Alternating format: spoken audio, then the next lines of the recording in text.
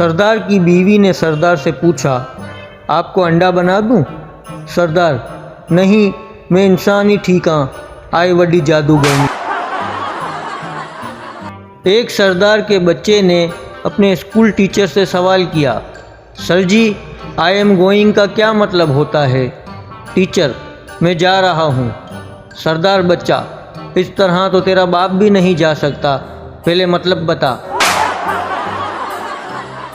Police نے سردار کے گھر کا دروازہ بجایا۔ سردار نے اندر سے جواب دیا، کون ہے؟